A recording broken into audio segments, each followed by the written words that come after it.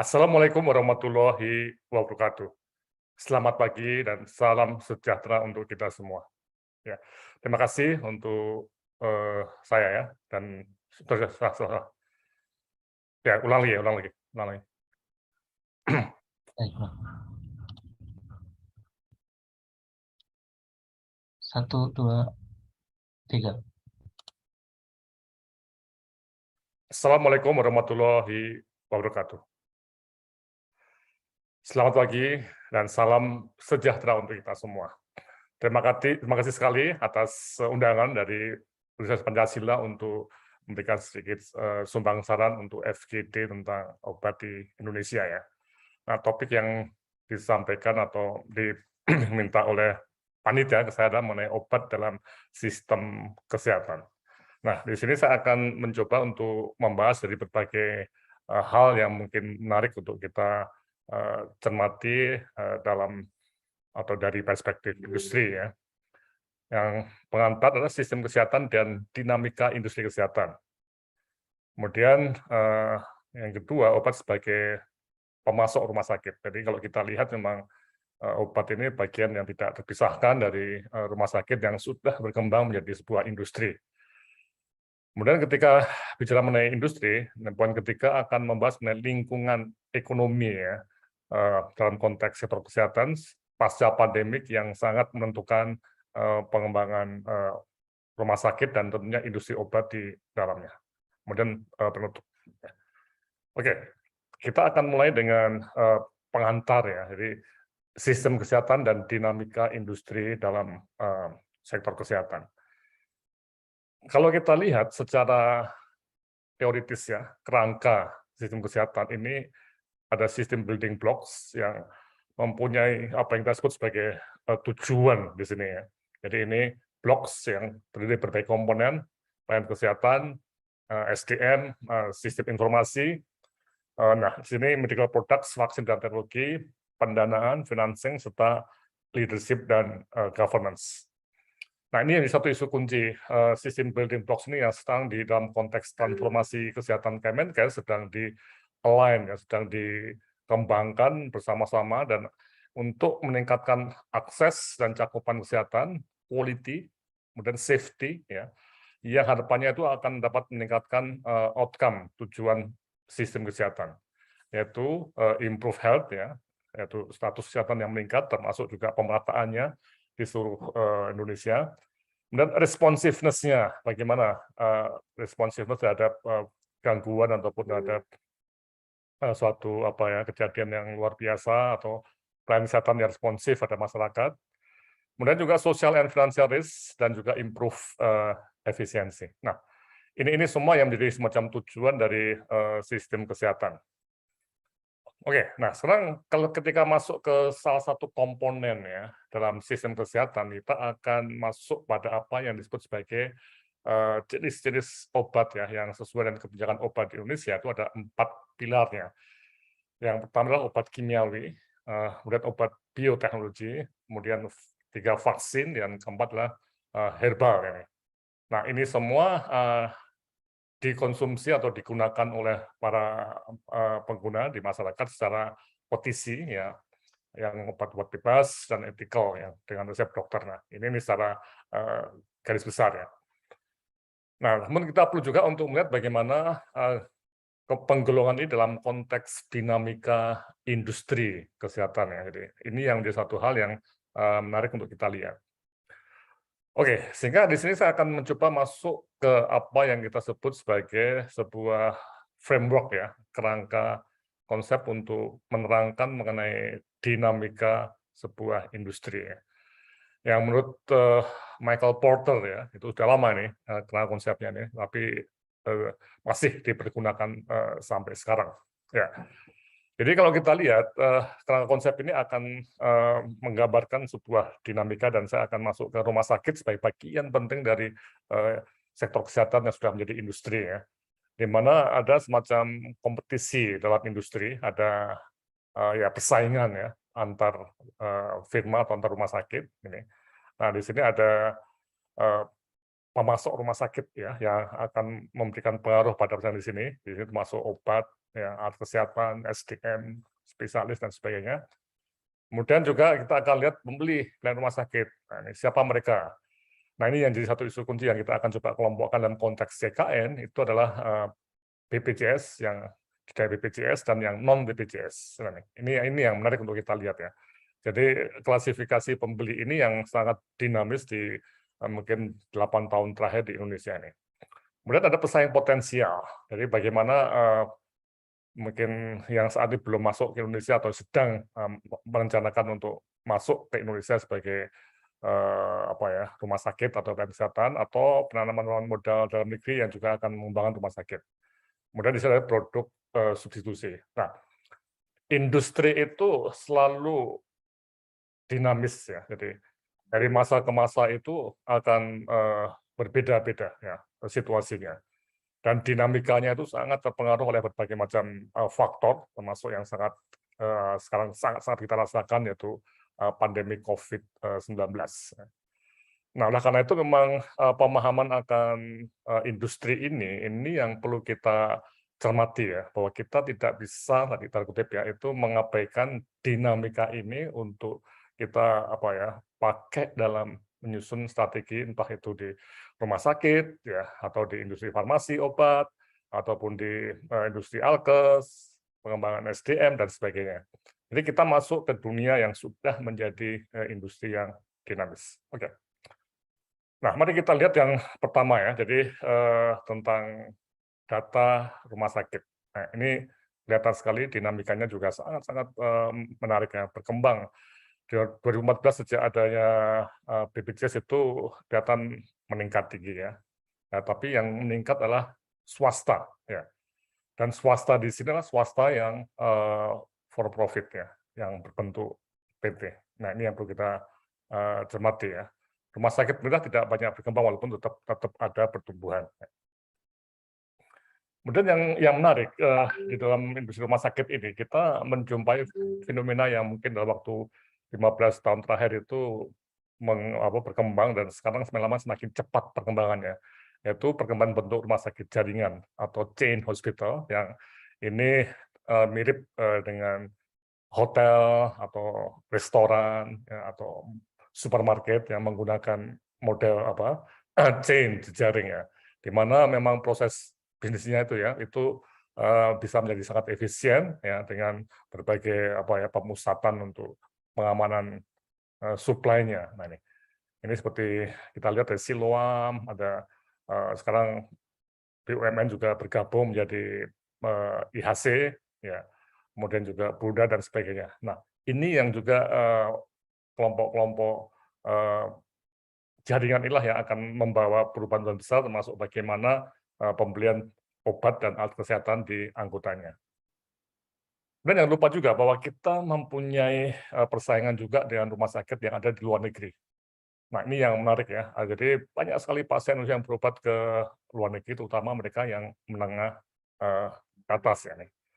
Jadi kalau kita lihat dalam peta persaingan industri pariwisata medik Asia Tenggara itu kelihatan sekali bahwa Indonesia bukan sebagai pelaku ya, tapi Indonesia cenderung sebagai apa yang kita sebut sebagai pembeli, di mana rumah sakit ini ada 3 negara yang menjadi semacam pusat medical tourism di Asia Tenggara, yaitu Thailand, Singapura, dan Malaysia. Nah, jadi kita yang paling besar di Indonesia itu masih berfungsi sebagai pembeli saja, bukan pelaku. Nah, ini yang akan juga tanda kutip diubah oleh pemerintah dengan kebijakan untuk lebih membuka apa yang kita sebut sebagai kekuatan dalam negeri untuk menarik pasien luar negeri atau minimal menahan orang Indonesia yang pergi ke luar negeri.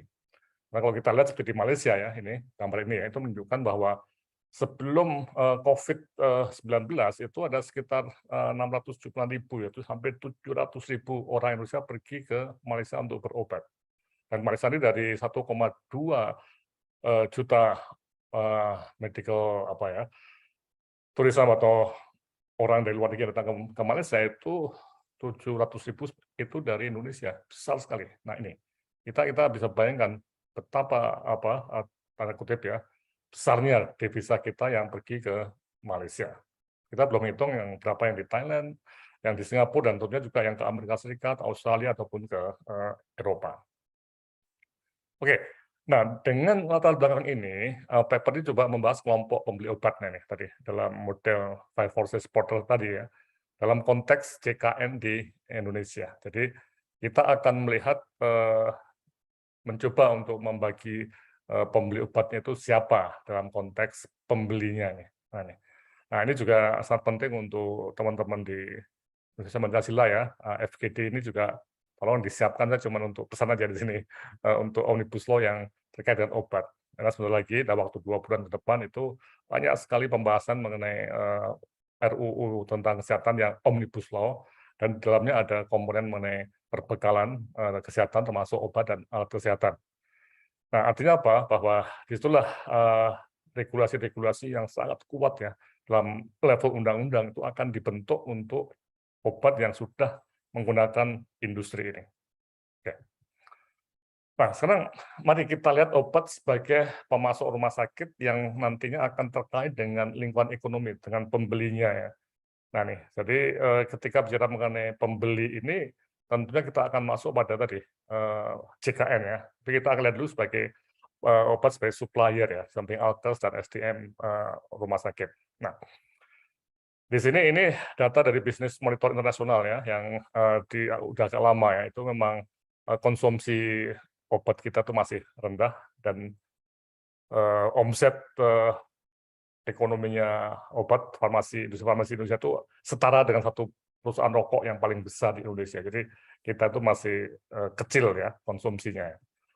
Nah, kemudian juga yang menarik, ini kita lihat bahwa data dari IQVIA yang dari Prof. Yussi ya, ini memang obat-obat yang terkait dengan apa yang disebut sebagai FORNAS ya, yaitu kebijakan FORNAS, dan obat-obat non-FORNAS itu juga besar loh kontribusinya. Antara volume ya, yang besarannya itu lebih besar yang non-FORNAS, yang value-nya memang lebih besar yang FORNAS ya. Tapi ini artinya apa? Bahwa ada satu pasar yang jarang dibahas oleh kita semua. Selama ini kita banyak membahas mengenai FORNAS, tapi yang non-FORNAS itu tidak begitu banyak dibahas. Nah, ini yang menarik. Jadi ketika kita melihat perkembangan industri farmasi ini atau obat ini mau tidak mau tergantung pada perkembangan sistem kesehatan. Memang di dalamnya juga ada obat-obat yang tadi OTC ya, yang bukan etikal, yang tentunya kita akan lihat ini tidak banyak tergantung pada rumah sakit, tapi pada pembelian langsung oleh masyarakat ya. Nah, ini yang perlu kita cermati. Jadi ekonomi rakyat ya, ekonomi bangsa kita, termasuk kemampuan pembelian oleh pemerintah itu menjadi semacam kunci dari perkembangan industri farmasi. Nah, oleh karena itu mari kita lihat bagaimana situasinya sebagai suatu apa ya, semacam landscape apa taman apa apalah ya dari ekonomi kita. Oke. Nah, kita mulai dari situasi sebelum COVID-19 ya. Jadi tahun 2019 itu ternyata hanya sekitar 3% dari GDP kita itu terpakai untuk kesehatan. Ini jauh di bawah Amerika Serikat yang 18% ya, juga buat Cina yang 5%. Jadi, nah, yang kita harus cermati betul dalam ekonomi kita, ini landscape-nya, penerimaan pajak oleh negara yaitu relatif tidak besar ya. Kalau kita lihat GDP kita itu meningkat sangat tinggi, ya sangat tinggi ya steep sekali ya, curam ya peningkatannya, tajam ya. Tapi pajaknya kita itu meningkat tapi seperti landai. Nah, artinya apa? Memang pemerintah kesulitan dalam mengumpulkan pajak. Walaupun sekarang sudah mulai banyak pemasukan pajak yang terbaru ya, tapi intinya kita bukan negara yang kuat dalam pajak kita. Masyarakat itu yang lebih mempunyai apa yang disebut sebagai dana kesehatan. Nah, kalau kita lihat dari GDP tadi, andai kata kita itu bisa seperti Cina yang 5%, dengan GDP kita yang sekitar 16.000 triliun, jadi masih tersedia dana sekitar 320 triliun di masyarakat ya, yang harusnya masuk ke kesehatan. Yang saat ini tidak masuk, karena mungkin masyarakat lebih senang membelanjakan uangnya itu untuk misalnya rokok, ya, atau untuk kuliner, atau untuk traveling. Ya. Jadi bukan untuk kesehatan atau suplemen dan sebagainya. Nah, ini yang menarik ya. Jadi kita masuk pada satu titik yang sebetulnya kita itu sebelum pandemi sudah mempunyai situasi yang tadi kata kutip buruk ya, hanya sedikit pengeluaran bangsa kita untuk kesehatan. Kemudian ini yang menarik, juga BPJS sendiri itu mempunyai semacam apa yang kita sebut sebagai, nah ini ekonomi yang sangat menarik ya,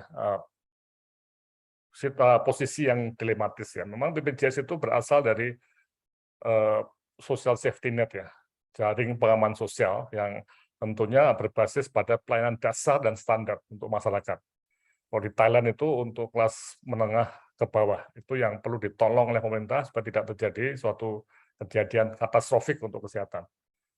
Tapi di Indonesia memang sebelum BPJS dilakukan itu memang suaranya itu menyatakan bahwa BPJS itu harusnya seperti ini, kasur nikmat yang semua obat, semua pelayanan itu bisa dapat dinikmati oleh bangsa kita. Nah, yang tadi, yang masih sangat berbeda-beda rumah sakitnya ya, jumlahnya ya, di Pulau Jawa berbeda sekali dengan Pulau Kalimantan dan Papua misalnya. Nah, ini yang menimbulkan defisit ya dan ketidakadilan ini.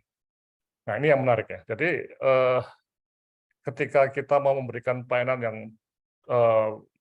yang bagus, yang medical benefit-nya lebar kepada semua orang, itu ternyata yang menggunakan banyak di kota-kota besar ya. Nah ini, dan kelas menengah ke atas. Nah ini yang jadi satu hal yang menimbulkan ketidakadilan. Nah, ini. Memang ketika COVID itu terjadi penurunan defisit ya, artinya memang jadi surplus karena memang pasien-pasien yang BPJS ya, yang mempunyai penyakit-penyakit tertentu yaitu ketika kena COVID, ketika datang ke rumah sakit itu didanai dengan dana COVID ya. Dan juga ada kenaikan iuran BPJS di tahun 2020. Oke, nah ini yang jadi ada semacam kenaikan yang cukup meningkat untuk klaim, tapi menurun di tahun 2020 karena pandemi COVID ini. Oke. Nah, disinilah yang menarik. Ketika bicara lingkungan ekonomi ini terjadilah suatu tier ya atau lapisan rumah sakit di Indonesia ya, yang banyak terpengaruh hukum pasar, demand and supply. Nah ini ada tier non BPJS dan ada tier BPJS.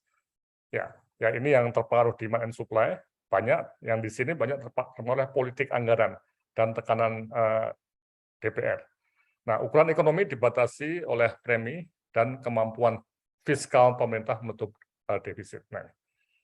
Nah, ini rumah-rumah sakit yang mempunyai semacam kebijakan atau keputusan manajerial untuk tidak menjadi mitra BPJS itu adalah Rumah Sakit Nasional Hospital di Surabaya, Masjid Perwira misalnya, dan Rumah Sakit CIH, dan ini jumlah juga semakin banyak ya. Nah ini, dan inilah yang menarik bahwa ketika kita lihat bagus nggak untuk bangsa kita ya.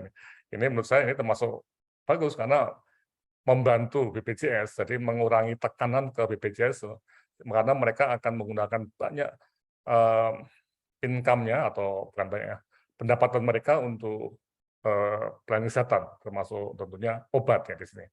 Nah, inilah yang menarik ya.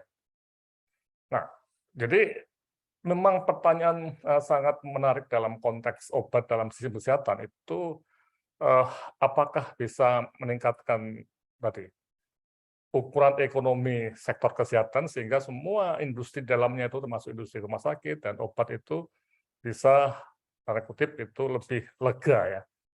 Nah ini, dan dari mana sumber dananya? Ini yang jadi isu kunci ya.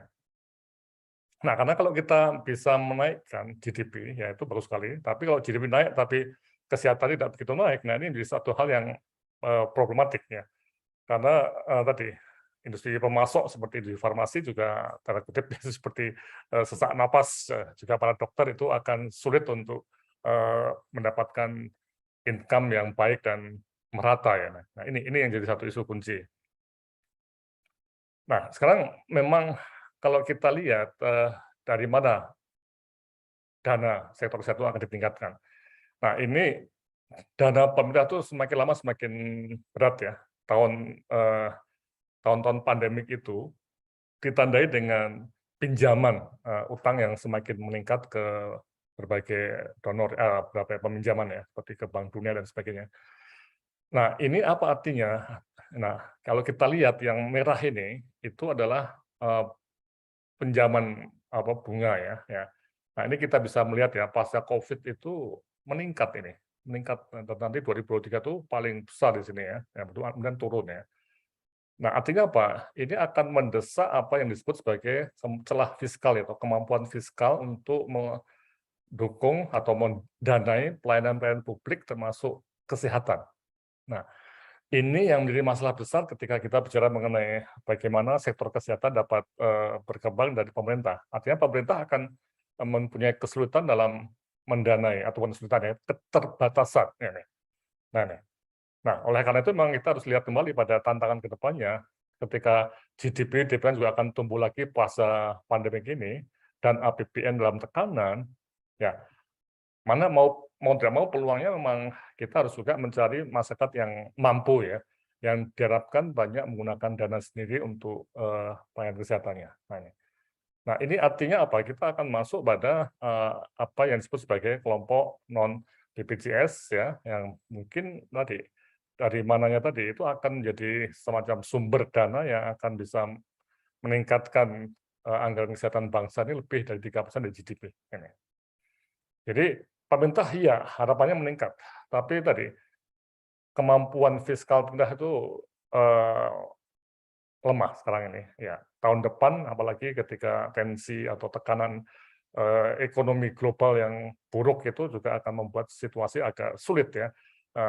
Seperti tahun depan itu anggaran Kemenkes juga turun ya, tapi Kemenkes berusaha supaya lebih efisien lagi. Nah, sehingga ketika bicara mengenai cara menaikkan, nah salah satu cara adalah bagaimana menaikkan persentase keberhasilan GDP dengan bersaing secara internasional. Ini salah satu cara ya. Kemudian menahan pasien Indonesia supaya jangan keluar negeri dan menarik pasien ke dalam negeri. Nah, inilah yang menjadi satu isu kunci untuk ke depan dalam sistem kesehatan ini. Kita akan melihat ada suatu tren ya yang BPJS itu mungkin memang tidak seperti dulu ya, JPS yang sangat basic ya. Tapi pelayanan dasar dan standar itu akan terus ditekankan di BPJS ya. Sementara memang untuk yang kelompok yang menengah ke atas itu memang asal mereka bayar sendiri ya dengan askes komersial ataupun dengan dana sendiri ya, itu bisa mendapatkan pilihan-pilihan rumah sakit yang dalam kutip itu seperti kasur empuk ya, yang bagus ya, yang menurut persepsi mereka itu ini yang mereka cari. Nah, termasuk di sini obat-obat ya ini yang saat ini kita tahu persis bahwa banyak obat di luar negeri yang belum ada di Indonesia, termasuk kasus antidotum untuk gagal ginjal akut yang di anak-anak ini, kita terpaksa mendatangkan dari Singapura karena memang belum ada di Indonesia. Ya. Nah, oleh karena itu memang ketika bicara mengenai siapa yang bisa menaikkan ekonomi tadi, itu kita akan bicara mengenai dalam konteks rumah sakit, yaitu para pengguna. Nah, pengguna itu yang mempunyai keinginan, dan ini yang kita harus bisa melihat bahwa dalam konteks BPJS itu sistemnya tertutup. Jadi pengguna-pengguna BPJS itu tidak banyak tanda kutip ya itu mempunyai dorongan untuk inovasi karena memang pricing-nya tidak bebas. Premi BPJS itu juga diawasi oleh DPR. Jadi politiknya sangat kuat. Dan strateginya rumah sakit tentunya cost leadership ya, bagaimana supaya efisiensi terjadi di pelayanan BPJS, efisiensi tadi. Dengan mutu yang baik, tapi cost-nya itu minimal. Sementara yang non BPJS tadi, ya itu sistem lebih terbuka, ya, dan tadi malah justru langsung bersaing dengan rumah sakit internasional. Pricing-nya lebih fleksibel, inovasi bisa lebih banyak, ya, dan mereka menggunakan strategi usaha diferensiasi. Dan disinilah letak dari obat-obat yang dalam konteks apa yang cocok untuk kelompok ini yang perlu kita cermati. Nah, sehingga mungkin ada semacam ini, dana pemerintah yang sedikit tadi ya, dari pajak tadi, itu memang sebaiknya fokus pada membantu yang miskin dan yang terpinggirkan. Dan RS sebagai bagian dari jaringan sosial tadi, itu yang perlu mengembangkan betul kelas-kelas yang memang standar dan memang betul-betul basic ya. Nah ini, jadi ini yang menarik ya. Tapi yang di luar itu yang seperti kasur empuk tadi ya. Nah, kalau kita lihat di luar negeri juga demikian. Di Thailand, medical tourism itu juga dikelola oleh rumah sakit swasta, bukan RSUD. Memang ada beberapa rumah sakit pemerintah tertentu yang besar-besar ya, seperti Siriraj di Bangkok ya, itu memang mengembangkan juga sayap swasta ya, wing swasta. Nah, tapi sebagian besar adalah rumah sakit swasta. Juga di Malaysia, itu sebagian besar rumah sakit swasta yang aktif di medical tourism yang menarik pasien Indonesia di sini. Oke, sebagai penutup, dari sinilah saya menekankan dalam konteks sistem kesehatan yang dinamis ini, jadi obat yang ada di Indonesia ini mungkin perlu kita klasifikasikan, ya, dan ini perlu diteliti dan saat ini Prof. Yusi dan teman-teman meneliti yang sangat menarik ya, tentang bagaimana obat yang dibeli dalam sistem BPJS. Ini saat ini yang diteliti dan ini menarik sekali liku-likunya, termasuk bagaimana informasi obat yang ternyata tidak masuk ke apa ya sistem informasi pemerintah ya. Jadi kita tidak tahu dari mana obat rumah sakit yang kontrak BPJS itu dibeli ya, itu tidak ada dan berapa jumlahnya, apa tipenya itu gelap ya kan. Ini mungkin perlu diteliti lebih lanjut ya. Kemudian yang kedua, obat yang dibeli pelesetan yang tidak berada dalam sistem BPJS tadi, yang tentunya banyak yang non Fornas ya, yang walaupun juga ada yang Fornas juga. Nah ini yang kita juga masih belum mempunyai data yang detail mengenai hal ini. Tentunya yang ketiga adalah obat yang dibeli orang Indonesia di luar negeri. Nah ini yang mungkin juga masih sama sekali tidak ada data ya. Tapi kita yakin dari jutaan orang Indonesia yang ke luar negeri itu pasti mereka mendapatkan obat yang mungkin tidak ada di Indonesia. Dan dalam konteks perdagangan luar negeri, obat-obat itu bisa dikirim nanti melalui internet. Oke, saya kira ini sangat penting dan mohon betul-betul kegiatan ini bisa juga untuk menjadi semacam bahan untuk nyusun Omnibus Law untuk kesehatan yang dalam waktu singkat itu akan masuk ke apa ya, proses penetapan yang cukup krusial ya. Kami berharap betul berbagai apa ya, hasil dari penelitian kebijakan obat di BPJS ini ya. Tapi ini baru satu dari tadi komponen yang besar tadi ya, 3 yang lainnya ya, belum. Terus 2 lainnya belum ya, untuk diteliti dan masuk dalam proses untuk Omnibus Law kesehatan di 2 bulan ke depan. Ya, saya demikian. Terima kasih sekali atas perhatiannya. Assalamualaikum warahmatullahi wabarakatuh.